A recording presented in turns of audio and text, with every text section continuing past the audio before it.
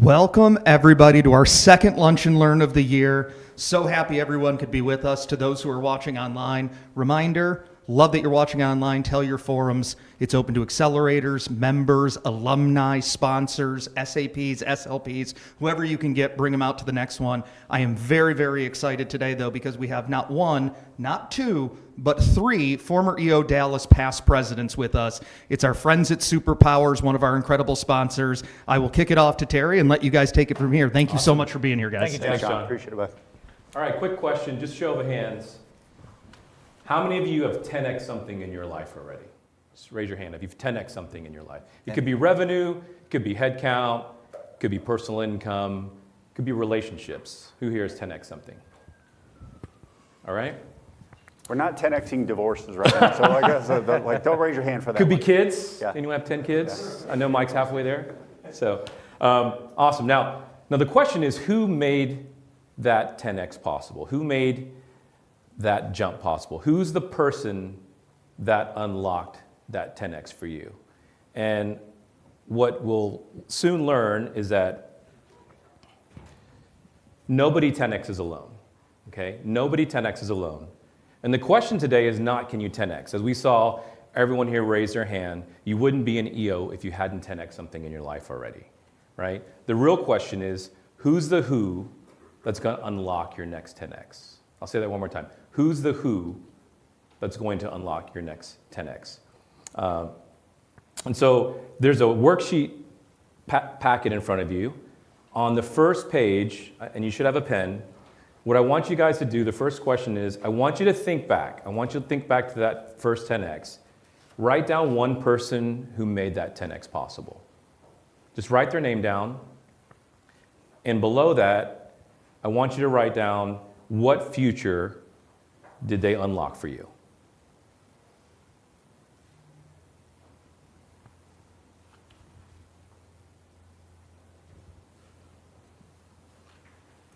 And then once you've written that down, if you just real quickly just turn to your neighbor and just kind of share who that person was and share what future they unlocked for you.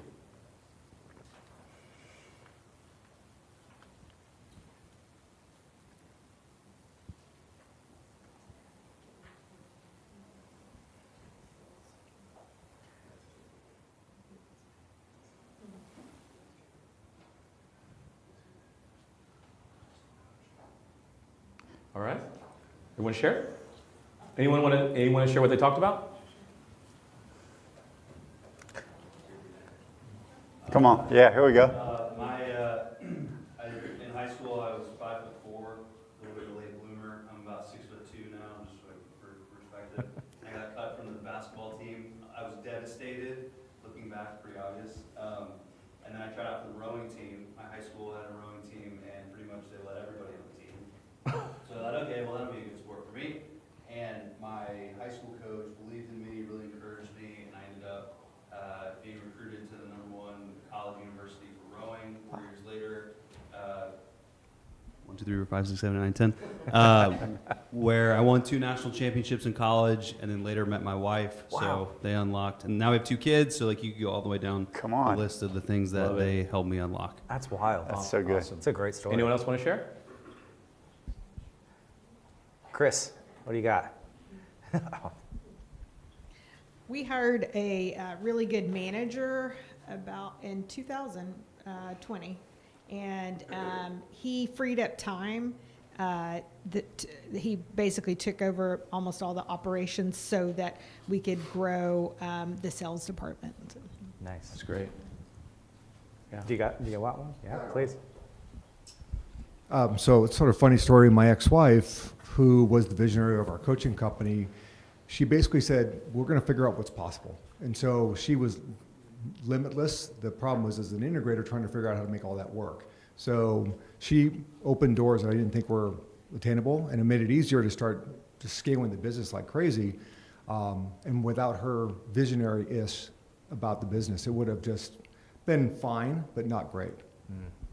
That's Good. awesome. Nice. Thank you. Yeah, it's funny for me. I think about, I think naturally when you ask this question about 10x, we kind of think about our businesses. I love your story. I actually thought about my first form training. Back then, form trainings were held at the Crescent Hotel People were wearing suits. It was totally different vibe. No sweatsuits? No sweatsuits, no quarter zips either. So we went in, and I remember it was 12 strangers. And then we did this exercise where we turned to each other, and it was just like, share something about yourself. Hey, I'm Terry, this is where I went to school, this is where I grew up. And then he taught us what a 5% share was. And then we turned, and he looked over at me, and he didn't share 5%, he shared a 0.5%. And for confidentiality, I won't tell the name of the story, but he told me something that he had never told anyone, and it was heavy. And then we got up, and we had to go and share in front of the group. And because of him, he immediately transformed a group of 12 strangers to, we felt like brothers when we came out of there. In fact, most of those guys ended up becoming a forum after that. And so I was just reminded of, really, it's just the power of like, there's always a who. And that's the key that we want to talk about. Every 10X story, the pattern you heard, every 10X story has 2 ingredients. The first is a bigger vision. Someone's got a dream of a bigger, brighter future, right? The first element is a bigger vision, just like you talked about. And the second is a better supported founder in the context of a company, or really simply put, it's a who. It's a key person who's going to help you unlock that vision. And as founders, I think we tend to think about, we hear this word 10X, we think, man, if I could just have a better strategy, that's going to help me 10X. If I could just improve my sales funnel, I need a better funnel, that's going to help me 10X. Or I need to implement this new tech stack, or right now, what's the hot topic? I need to implement AI, that's going to 10X my business. But I think what we've found, and actually us having conversations with hundreds of entrepreneurs, is really the constraint to that is typically you. It's you and I. We are the bottleneck. If you look at a bottle, the neck is the tiniest part. It's also at the top. So usually the folks sitting at the top are the constraints of the business. And so today, really what we're talking about is we're going to dive deeper into delegation. Specifically, what are the 5 roadblocks that kill your 10X ambition? Okay? And what are the 5 roadblocks that keep founders stuck? And so he already introduced us. I wanted to just go a little bit deeper. This is Ryan Casson over here. He is a co-founder and partner of Superpowers. He's also a founder at Here Companies, which is a real estate company, a SFR company here in Dallas. Steven is a co-founder and partner at Superpowers. He's also the visionary and owner of Barnhill Vineyards, amazing outdoor live music venue up in Anna, Texas. And he's also the visionary and owner of Big Wheel Growth Partners. My name's Terry Pham. I'm the community champion for Superpowers, and I'm also the co-founder and owner of Fat Straws, which is a local boba tea mochi donut concept here in town. So as John shared, we are, interestingly enough, 3 past presidents. In a row. I was 17, 18, 18, 19, 19, 20. I don't share that with you guys to necessarily flex or impress you. I'm sharing that to impress upon you that we're here not as vendors, we're really here as peers. We've sat where you've sat. We love having founder-to-founder conversations. That's what we really want this to be about, is having a founder-to-founder conversation. And so when we talk about 2X versus 10X, okay, we're talking about 2X versus 10X. What actually changes? Now, what happens when you get to 2X? A lot of you may be 2Xing your business every year. And what does that typically look like? It looks like more efficiency. Maybe you're getting more efficient with your systems. Maybe you're getting more efficient with your processes. Maybe you're squeezing more out of your day. You're working a little bit longer, getting longer hours. Maybe you do what you do now, you just do it faster, you do it longer, right? Or you can just really hustle, or you can just grind your way to 2X. And I think that's something we can all relate to, is like, hey, if I'm going to 2X, I'm just going to put the blinders on, I'm going to put my head down, and I'm just going to grind and work harder. But 10X growth, what changes is it actually forces a different set of questions. And those 2 questions are, what do I actually need to let go of, right? This is a counterintuitive thing. It's not taking on more. It's not putting my blinders on and grinding and hustling my way. It's actually, what are the things I need to let go of? In EOS parlance, like, how am I letting go of the vine, right? And the second question is, where am I the bottleneck? Founders running at 2X, they're typically, maybe they're in every meeting. Maybe they're putting out the fires. Maybe they're handling all the key, business development calls. I think when you're looking at 10X, someone who's really shifting their mindset around 10X is they're actually trying to create space. They're actually having fewer meetings. They're actually trying to quiet the noise in their life. And they're actually looking at what they can let go of. And that's not just luck. It's actually what they're building is leverage. And that leverage comes from what we're going to talk about a lot today is finding this key who. Okay? So the bridge from 2X to 10X is what we've discovered is really delegation and leverage. And that has 3 key components. The first is know thyself. How well do you actually know who you are, right? And what we're really talking about is, do you know what your superpower is? Dan Sullivan likes to call it unique ability. Lencioni calls it your zone of genius. What's the thing that you can be world-class in, right? Then the second thing is building the right framework around having the right who's around you and your organization. And the third is, are you letting go of the 80 to 90% stuff that you're still holding on to? And what I mean by that is, am I letting go of something that maybe I can do it with excellence, I can do it perfectly, but someone else can probably get it 80 to 95%. Am I willing to let go of those things? And what we find is a lot of founders get stuck on maybe surrendering those things to their team. And so it sounds simple, but I'm curious, why do you think it's so hard to 10X? What are your thoughts on why do you think it's hard to go from 2X to 10X? What I find a lot is the founder visionary has a trust issue because in the past they've hired the wrong person and they've gotten burned and they're like, never mind, I'll do it. And that statement sticks with them until they start realizing something else, more pain happens in the business, so they have to change the way they think and really let go of that, because if they find the right person to do that kind of job and focus on that, they will be 10 times better than they ever would, where they can go and do what they love to do and they're stuck on doing what they have to do. Absolutely. Yeah, well said. I think a tendency of the entrepreneurs is to do a lot of things okay. And I think to 10X, it feels like you need to really do some things great. Yeah, absolutely. I'll also say cost. Like, what's it going to cost to get people to do what you need them to do to be able to 10X? Absolutely. Yeah, anyone else?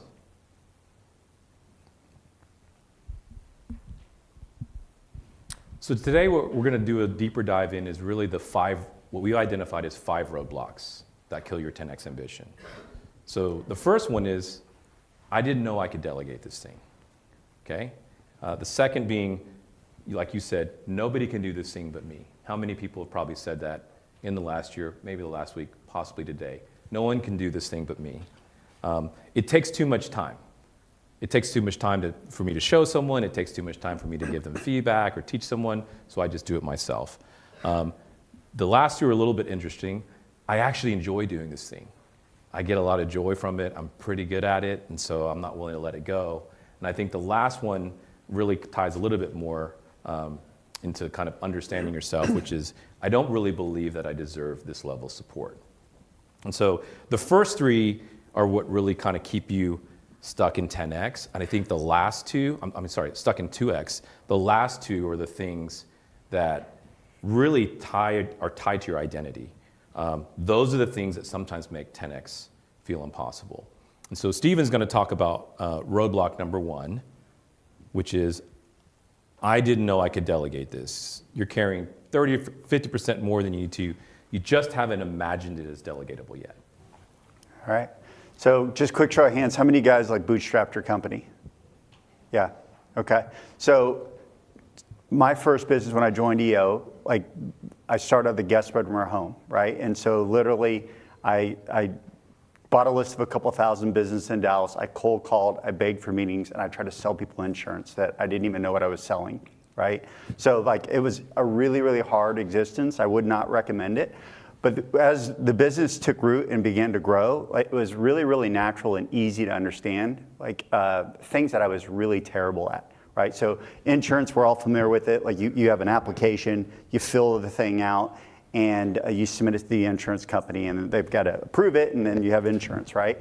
Well, I could literally put my very best effort in the world, all of my energy, I could gamify it. Whatever I tried, I would submit, and I got a couple of financial guys in the room, I would submit the application, ultimately they would kick it back because I would miss something, right? So I'm not a detail guy. So there were natural things that were just like really easy when the business was going. It's like, oh, I can delegate this, I can delegate that, I need to hire a salesperson. Natural things in the business, right? The things that really shocked me that like were tremendously huge in my 10X journey is when I started realizing all of the things that were undermining the bigger things, right? So the really important things. So sounds simple, but showing up on time to meetings, right? Doing what you say you're going to do, saying please and thank you. These are all things that are just, they don't seem, they don't seem like a big thing, but oftentimes in the busyness and the hurriedness of this 2X surge of I just got to work my ass off and get people around me. And ultimately what I would do was those things would fall, right? Other things that I'd say would be priorities in my life that would be like deathbed type things, right? Like I want to walk out my faith. I want to be a great husband. I want to be a great father. I would make little micro compromises in my life that would undermine like integrity, right? And make me feel not good about myself. And ultimately what it caused was 2X. Like it was just a whole lot of hustle, and it allowed me to even like, I started to lower the index of my vision. And so where that became to be unlocked was actually when I started to realize that, and I'll talk about this later, but just some of the support that was available, things that I didn't know that I really needed in my life.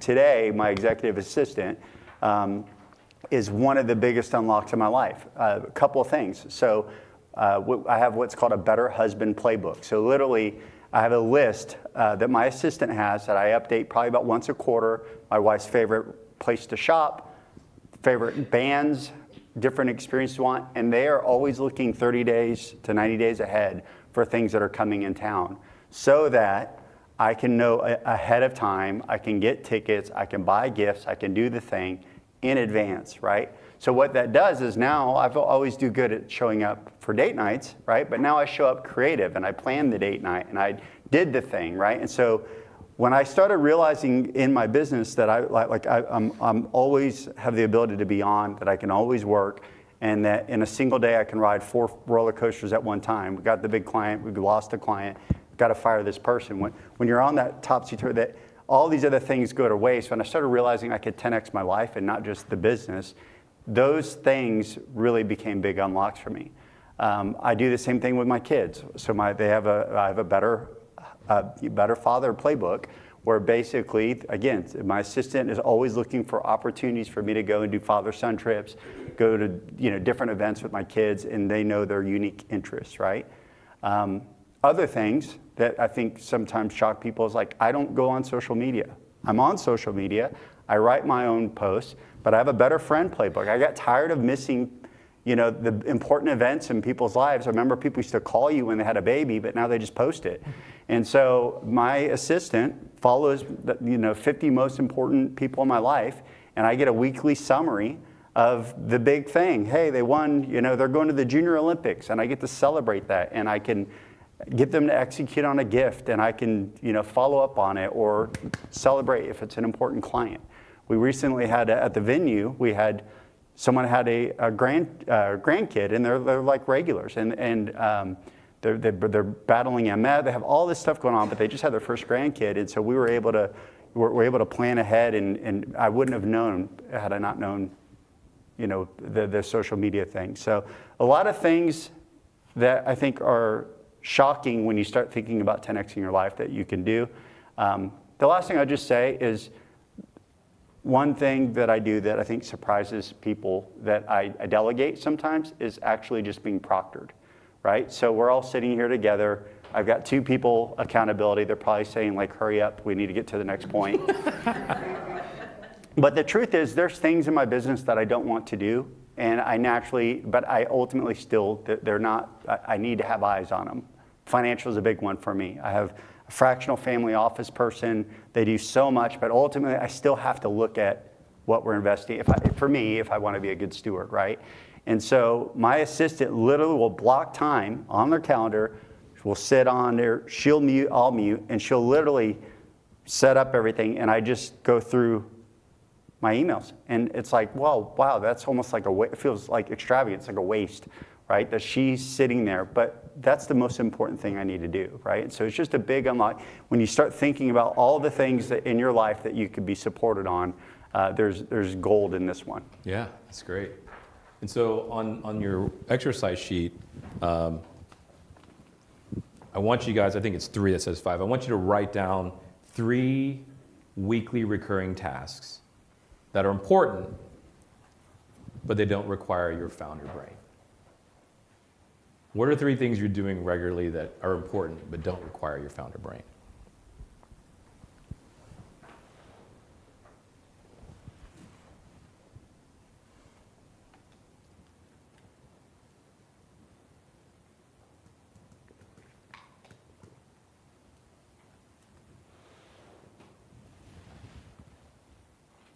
And then once you have those 3 down, I want you to just circle one that you could hand off in the next 14 days with a 20-minute or 30-minute conversation.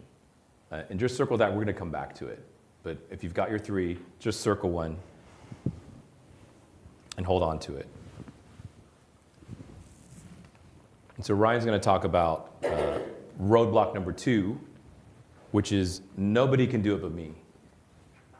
We've all said this, no one can do it but me, but what we're really talking about is not abdicating judgment, right? What we're talking about is teaching your judgment to somebody else. And so Ryan, why don't you talk about that a little bit? Yeah, and so there are 3 things sort of broadly that I would say up top. The first is, and Terry alluded to this, the importance of knowing your superpower, your unique ability, right? Because this is one of the things that we sometimes see when we talk to founders. They're looking for ways, without them realizing it, because they haven't done the thought work, they haven't actually worked through what their unique ability is, they're treading into trying to delegate their unique ability tasks. They say, here's everything I do over the course of the day, let's start going through the list and delegating every single one of those things. So the biggest mistake you could possibly make, in my opinion, is when you say nobody can do it but me. If you're delegating your unique ability tasks, the things that make you special, the things that feel more like fun than work to you, that you have boundless and endless energy for, if you're trying to delegate those to someone else, whether that's an executive assistant or anyone else on the team, I guarantee you're going to confirm your bias that nobody can do it better than you, because there are unique ability tasks that nobody can do better than you. So that's the first thing is, as you're thinking about the delegation journey and going to 10X, being really clear and evolving, your unique ability tasks when you're 2Xing may look different than what they're, at 10X, when your gaze rises and your ambition grows. So updating that, being really aware of it, and knowing that that's a no-go zone for delegation. The second thing is it's the capability. We run into this a lot. Does my executive assistant or does anybody else on the team, the person that I've hired, do they have the raw horsepower to be able to do the things? Because if you've got the mindset nobody can do it, except you've got to have real confidence that the person you're giving the thing to has the horsepower to do it. I'll talk a little bit more about what our 90-day onboarding looks like in terms of like what our expectations are, so we can assess whether that person has the capability or not. But the reason we peg it to 90 days is that it's really challenging to know whether or not it's capability, because the shift is context. Like, you think you're trying to delegate something where capability is necessary.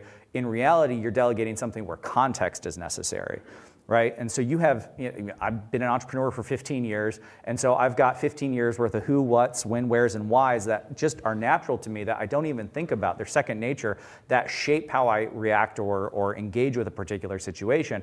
And if I'm not sharing that context, then I'm absolutely undermining the belief that someone can do it but me, and that the person I'm working with has the capability to do it.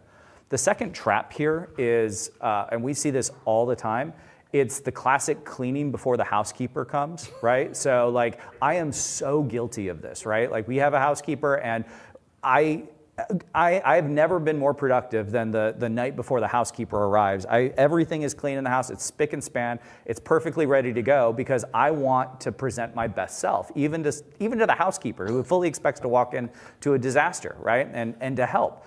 And we see this a lot where I've got to clean up my inbox, I got to skim the documents, I got to prepare my calendar, I've got to do all of these things just to be able to be ready so I'm not delegating a mess on someone.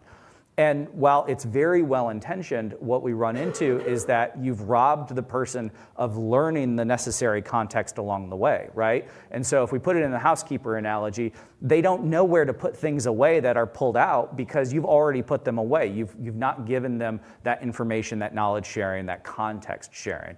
And so we see a lot of people try to clean before the housekeeper arrives. So make sure that you're okay, and this is a conversation with yourself, make sure you're okay delegating the mess. The 3 Ps. Yeah. And the only thing I would just add, if Please. I could, to that is that oftentimes, in my case, I could clean the house, and someone's going to come behind and they're going to do it exponentially better. Ryan's place actually ends up clean. Mine's like, did you clean it? I'm not sure. So it's sort of funny, right? It's like, oh, I'm going to create this system. I'm completely not organized person, but I'm going to create this system to give to the person I've hired who really loves systems and is super organized. So it makes no sense. So anyway. Yeah, the context piece is interesting. Ryan actually wrote a really great blog post a while back, and it was like, these 2 words are transformational. It's like when you just simply say, here's why, right? And I've actually shared it with all my team. I work with a lot of young kids. They're mostly in high school, some in college, and they're doing relatively menial tasks, making drinks, cleaning. But oftentimes when I run into and I'm delegating, I'm saying, hey, do this, do this, do this.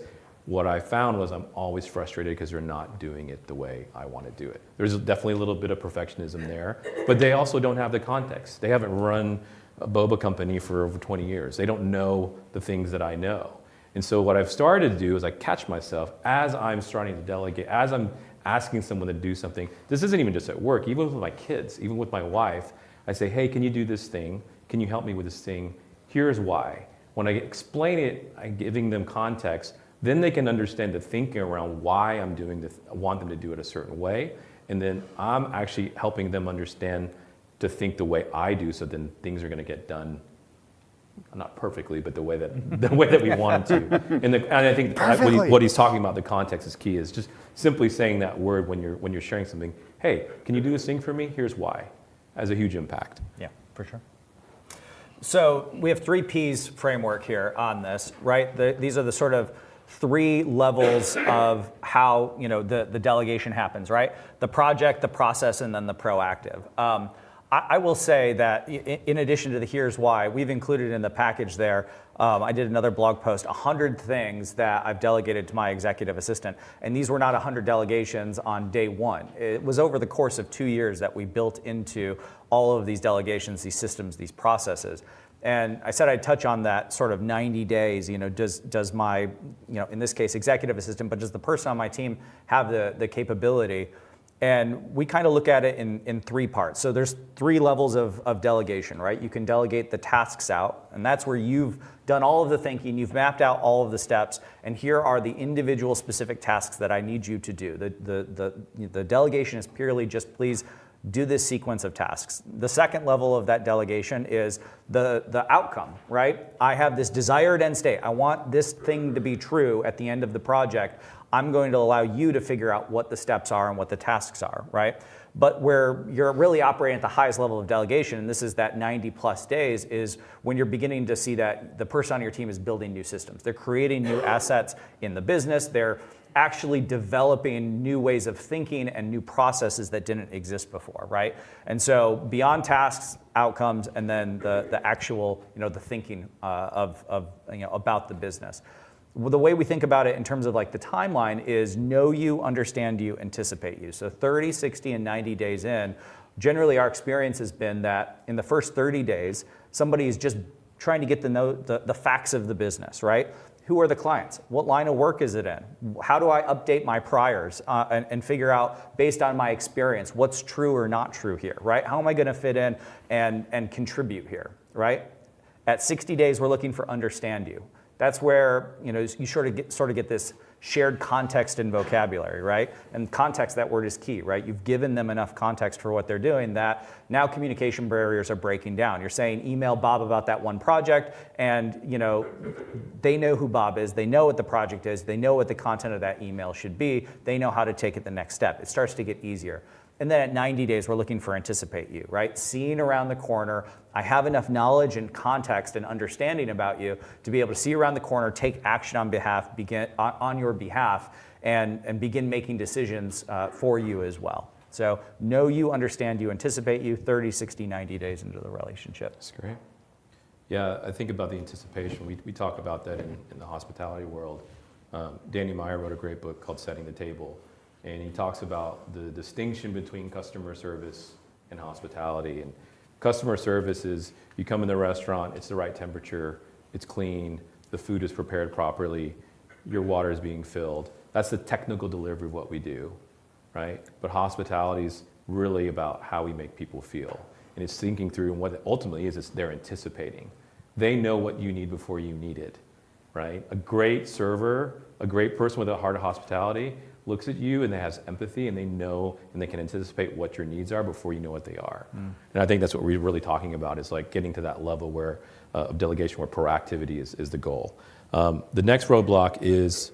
Yeah, by the time I explain it, I could have done it myself, which is absolutely, I mean, that's a painful one. I get it, right? Like, that's why I specifically said, and we can go to the next slide here, specifically said that the first 2 years was really the ramp up time to the first 100, key delegations, is along with doing other things along the way. But I'll give you just like a common example that we can all share, right? So let's say, it's the compound nature of the time that you're spending here. So if you're talking about 15 minutes to get lunch delivered, or go out for lunch every day, not suggesting you can't go out for lunch, but just say, for instance, if you're spending 15 minutes going out for lunch 5 days a week, call it 48 weeks a year that you're working, right, fully loaded, that's a $30,000 lunch, right? And if your billable rate is $500 an hour, right? About $1 million over the course of a work year. That's a lot of time that you're spending on just going out and getting lunch, right? And so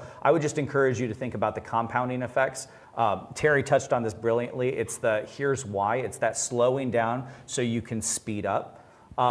I guess another way that I think about this, though, beyond just sort of like doing the math game of where you could be saving time and what that means for you, is that when you're thinking about all of these things, and this is particularly true in 2X regime, right, where everything is you can will it to be 2X harder, 2X longer, 2X faster, whatever.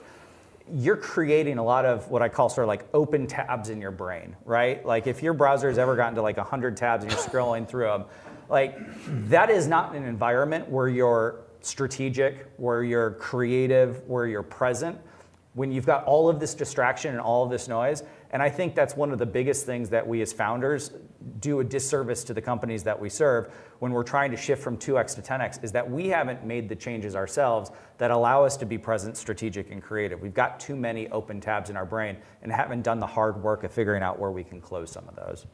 That's great.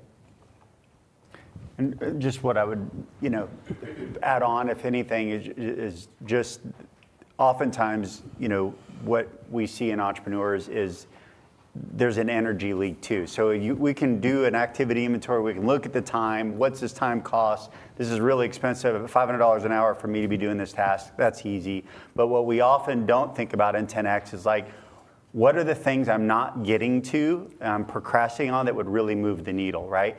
Like for me, as a recovering people pleaser, like my assistant would schedule what I called collision courses for the person I needed to let go, or the hard conversation needed to be had, or the follow up on that really big opportunity, right? And so the more that I leak energy on all these other things, oftentimes I can feel exhausted, like I really did great work. But what I'm not doing is the really strategic work Ryan was talking about that's going to move the needle towards that 10X, which is what I was alluding to my first one too, is that they would show up at home. Okay on a date night, but the things that got my wife are the things I want to continue to do to keep her. We've been married 22 years, right?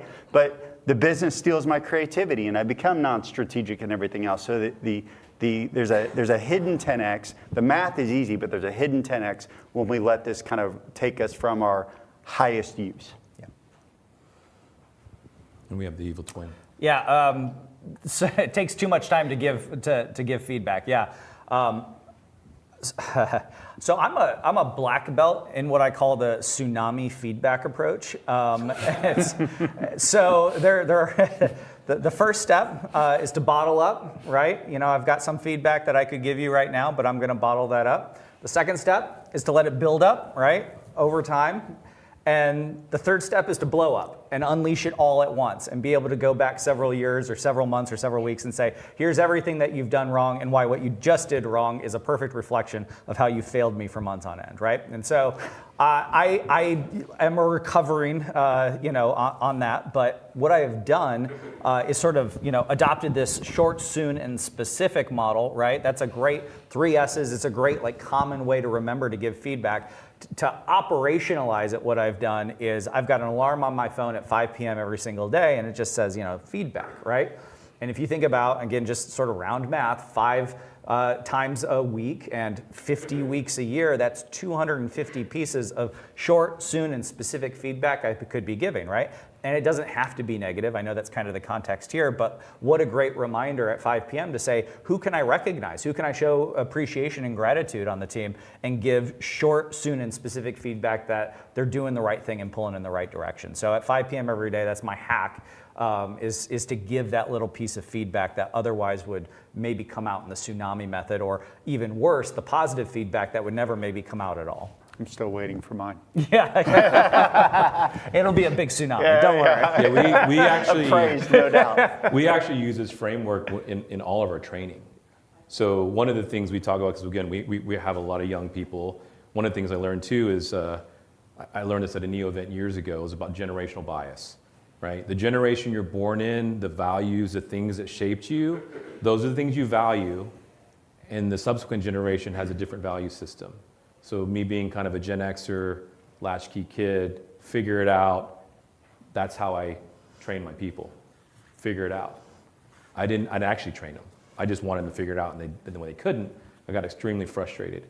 And what I learned is younger generation, at this time was millennials, Gen Z, is like, they want feedback. They want to know what you're passionate about. They want to be engaged with you. They want to know the owner. So what I do as part of our training, it says, hey, once you join the team, it's your trainer's responsibility or your manager's responsibility to give you feedback, at least in the first month, at the end of every day. Here's what you did well.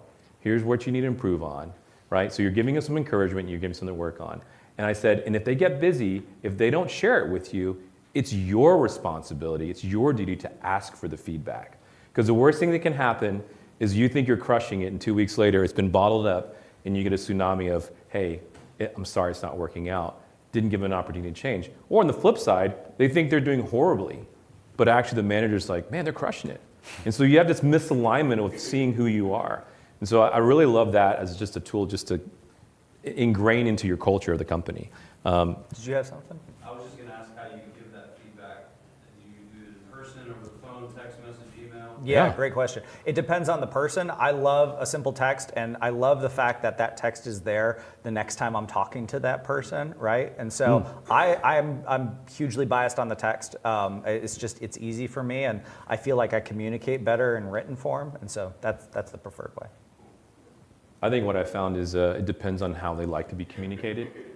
So some people who are verbal processors, they want to hear, because there's tone that doesn't get translated in text. Totally. But there's not a record of it. So it's just kind of identifying like who is the person you're talking to, and what are they required? Do they want verbal feedback, or they want something written?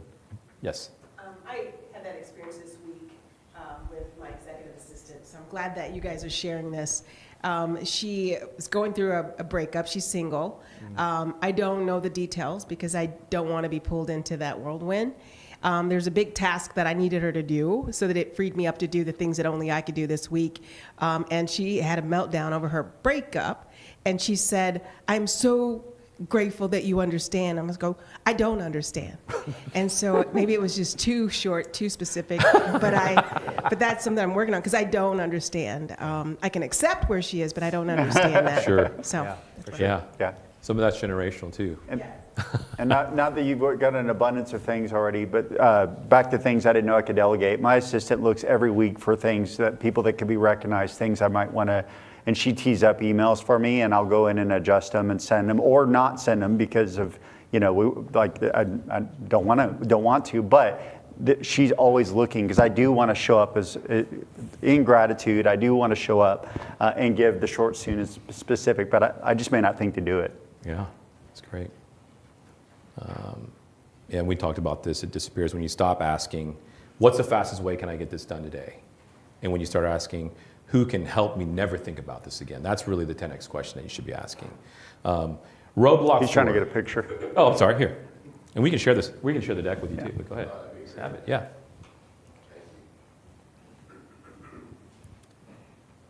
So this one's interesting. And this is that sort of, I think, shift from like some of the 2X things right. that hold folks so back. These last two, the first three really kind of focus on some 2X shifts, which are around context.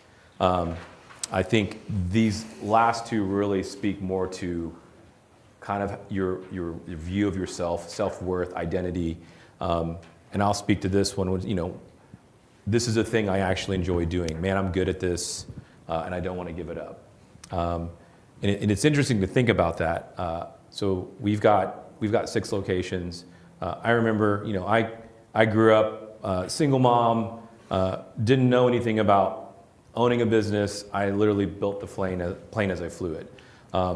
What that also meant is I have this kind of rugged individualist mentality.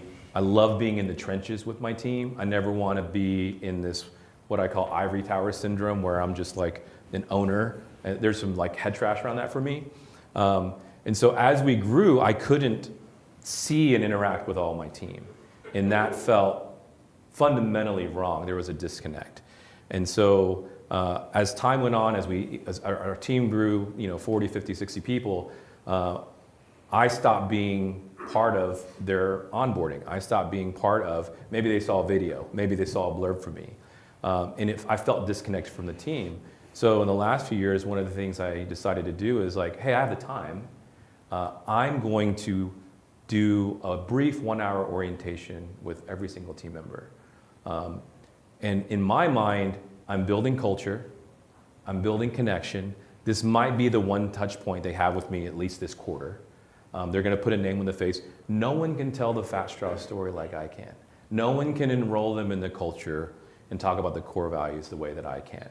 And what I found was, one day we have a site inside of AT&T headquarters, and I got up early and I spent an hour going downtown, and you have to park, and then I walk in the building, and I sit down with this girl, and I have a 1-hour orientation, and then the team's like, oh, hey, we have this, and this.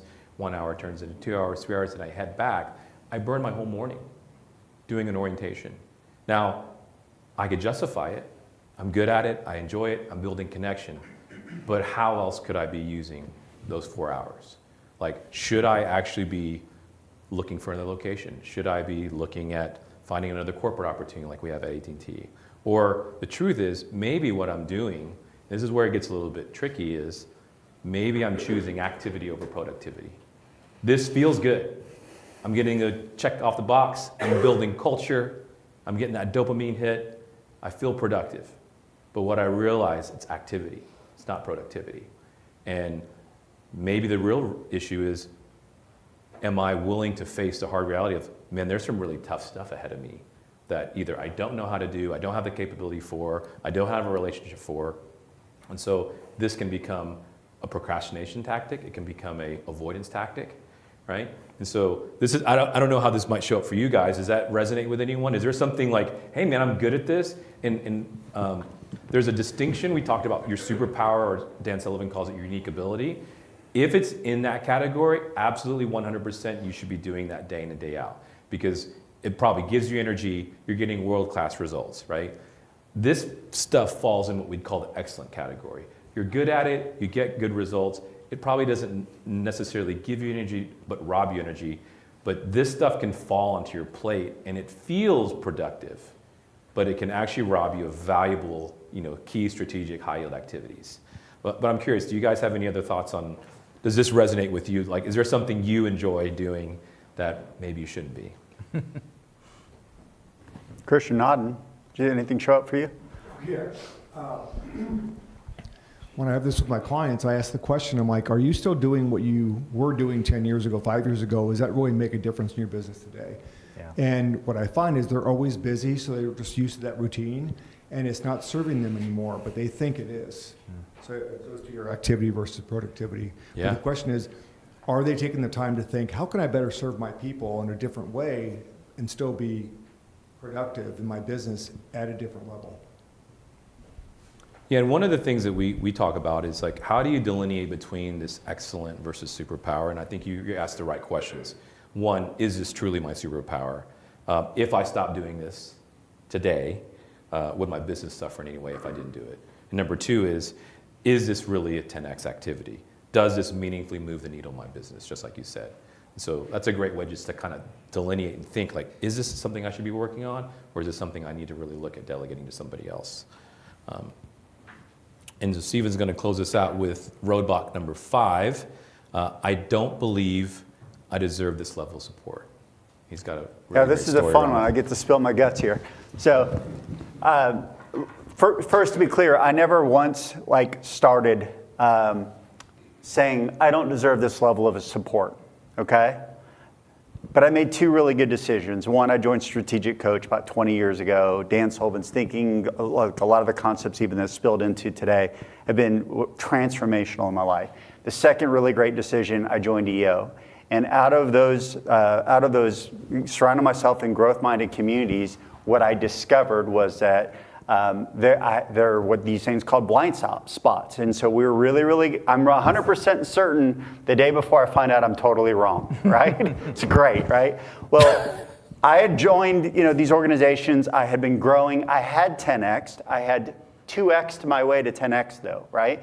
And so in my mind, I never said this, but deep down inside, I knew that I was playing small. But I had put myself in an environment, I had surrounded, until I joined these types of organizations, what I'd really done is enabled myself to continue to play small. Because my group of friends at the time, not in a growth-minded community, they thought I was, man, this guy's 10xing. But when you get around people that really know you and think 10x, and you're in a community like that, things start happening. And that happened in my team. So our business is growing, the insurance business. I'm hiring these people for all the things I'm really terrible at. I don't even know the things I could possibly delegate and the freedoms I could have. But slowly but surely, the business grows, and I'm hiring for everybody on our team. My team actually staged an intervention for me. All right? My CFO, my head of ops came to me and they said, look, no offense, we love you, we appreciate how much you value us and how you keep adding people to support us, but you're the freaking bottleneck on everything.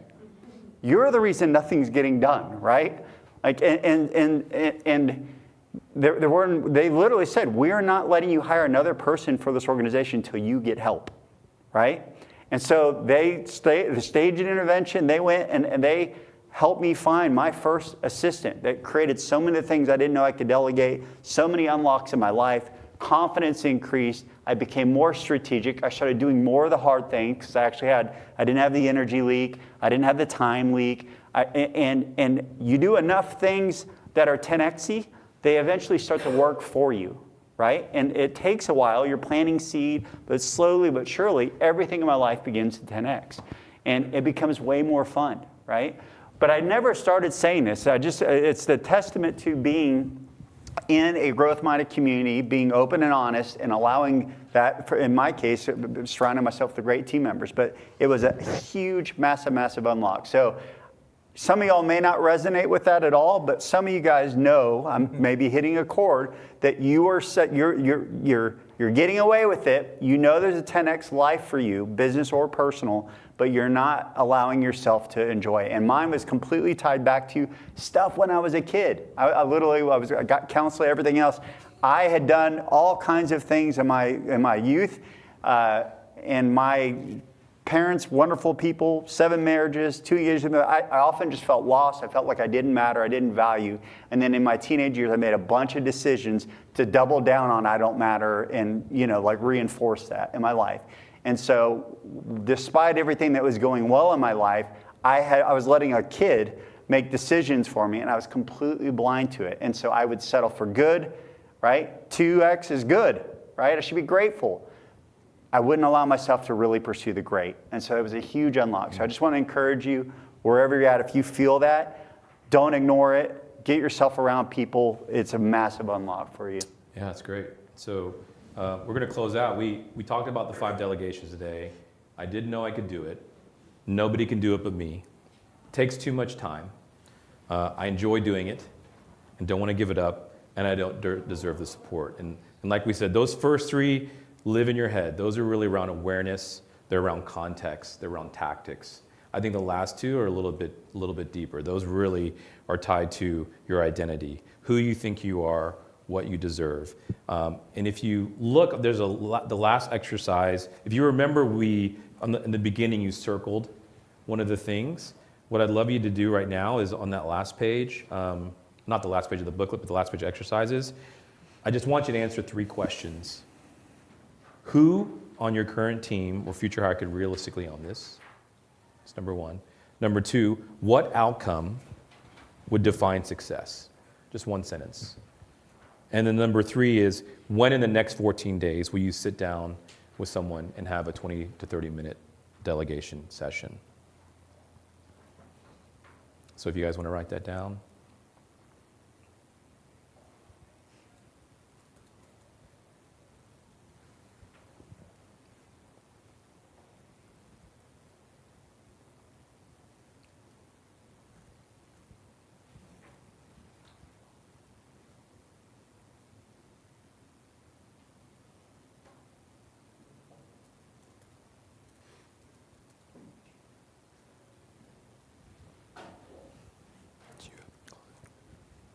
Awesome.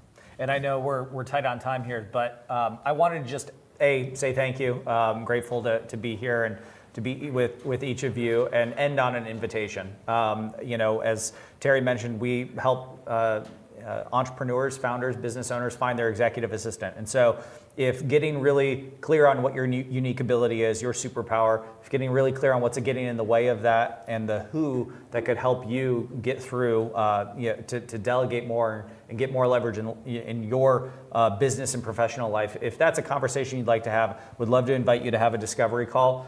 It's super low, it's 0 pressure. What we do is we go through this whole exercise and really hone in on your unique ability and what gets in the way of that. And if we can help you with the delegations, great, let's keep the conversation going. But even if we can't, we'll send a report afterward that gives you a really clear roadmap for that who that you need to hopefully unlock your next 10x. We love EO. We love how we found our tribe in EO, and we went and built a business around the idea of having founder to founder, peer to peer conversations all day, every day. So thank you so much for the opportunity to be here. We really appreciate it, guys. Thanks, guys. Thank y'all.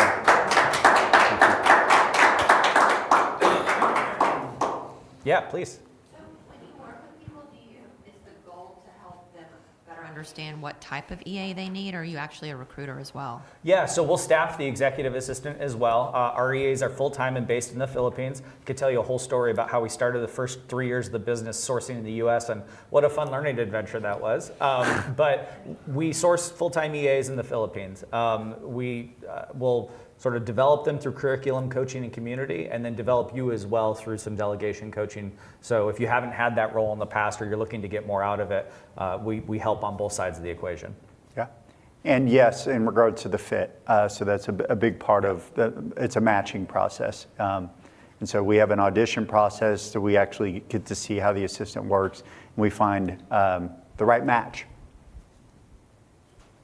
Yeah, and I love that even when you do a discovery call, one of the things you're going to do is they're going to send out an index, a personality index, predictive index, and then you're going to get that back. You're going to help understand yourself better, and they actually use that data to pair you with an EA that's going to complement you. I think we always say we want to clone ourselves, but I don't need more low-detailed, ADD scattered guys like me. I need someone who's going to hold me accountable, someone who's going to be focused, someone who's going to be detailed, someone who's going to really put guardrails around the way my brain works all the time. And so that's one of the things I think is really, really great, and that you'll get out of a discovery call. Please. One other question. Can you speak just to ranges around how much a full-time EA would cost, and then what your fees are for going through that process? Yeah, for sure. So we'll staff them, so $3,500 per month, and what we do is we load up, sort of a pay range for the assistant, and all of their raises are baked into that over the course of the years that they're working with you, so that number doesn't move. Also in the Philippines, there's a weird 13th month thing where we escrow for their bonus at the end of the year. So that's the fully loaded, that's supporting them with benefits and everything else, and that's just a monthly, hits your credit card. Super simple. We're trying to keep it as dead simple as possible. That's to your point about what are we removing along the way. How many EAs do you go through before there's actually a fit? Because I have heard that there's, from many folks, that they had to go through 2 or 3, and then they had it click. Oh yeah, for sure. So that's definitely, that's an experience that we sometimes see. I mean, obviously on the front end, you're trying to get the match right. You're trying to find the right fit right from the get-go. It's where the personality assessment comes in. It's where the discovery call comes in. So that, that call we schedule for a half hour, it goes a full hour, and you're talking about all of the things that you want to be doing with your time and what gets in the way of that. We go really deep into it. And then our hiring team reviews that and goes out and finds the right fit person. So we're averaging 2,100 interviews, first round interviews or applications per month. And then we're hiring anywhere from like 24 to 30, depending on the month from that. So, I mean, it is not an exaggeration to say it's a 1%, across the finish line rate. And the last step in that process is our alignment call. And so after the interview, the second interview, the work product, the background check and the reference check, the personality assessment that your prospective EA goes through, we're then putting them on stage for that last round of the interview that you're a part of to ask questions, get to know them better. We help sort of lead that process. So you have a really high degree of confidence. Because it's a 90-day onboarding to truly get to that anticipate you, which is what everybody's looking for, we're doing a ton of hand-holding along the way with you and with coaching the EA, because the biggest thing that undermines it is confidence, right? Is all those little things that erode confidence and makes you think this may not work. And the short, specific, feedback that we can give along the way, that we incorporate what you're saying into their coaching, I think it helps build that confidence. On both sides. And in the rare instance that the match isn't right, sometimes any recovering people pleasers in the room? Anyone? Okay, I would literally go forever. I would go and do everything I could and really protract how long it was before I would let someone go. And oftentimes we see people get just a glimpse of the freedom from the role. And so sometimes we can see actually that it's not going to get there, but they're so grateful that it's like they want to hold on to the little bit of additional freedom that they had. And we're like, no, we promise there's something better. Yeah. So we try to take a leadership role in that way as well, because what we ultimately want is you guys to be, freedom and growth, right? We want you guys fully unstuck and alive in these relationships. And so we have to really assume a leadership role to help that launch. Yeah. Yeah, what I found is what's been interesting is in the beginning, there's been more, the challenge for me was actually having to change how I operate and actually let go of stuff. Like something as simple as email, right? I want to be very responsive. I want to stay on top of it. And what was funny is that after a couple of weeks, I'm going in and I like a clean inbox. So I'm deleting all the stuff that I don't want to have. I archive things. I try to get to inbox 0 if I can. And, we had a delegation, actually coaching session, and they're like, hey, you make her feel not trusted when you're snooping around your inbox. So either you need to change your expectation or clarify what your expectation is. Like you want it clean all the time, anytime you're looking in it, or you got to let go. But you snooping around, staying in it every day is actually making her feel like you don't trust her. And I was kind of in this gap mode. I was like, wow, she's not really doing it the way I want. And I realized the EA's not the problem. It's me. I need to just let go and I need to stay out of it. And that was a turning point for us. Really unlocked a lot of stuff for me. And it's been great to be able to surrender that over to somebody else. And they get to do it with excellence. And his hair's grown thicker and he's about 2 inches taller.5 Not about pounds lighter. 5 pounds lighter. Yeah. Awesome. Hey, thank you again. Yeah, thanks for coming, guys. Appreciate it, I guys. enjoyed it.